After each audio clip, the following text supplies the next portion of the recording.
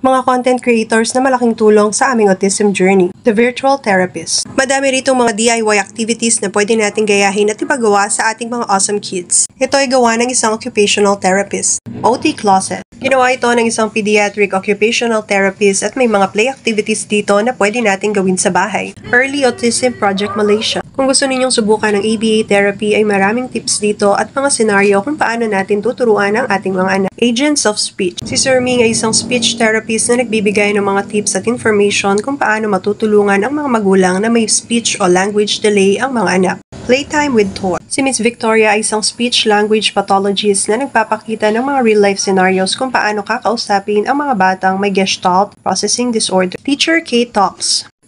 Si Teacher K ay isang speech language pathologist na nagbibigay ng mga tips kung paano natin matutulungan ang mga anak pagdating sa pagsasalita at pakikipag-usap. Paminsan-minsan ay nagla-live din siya at nagbibigay ng libreng konsulta.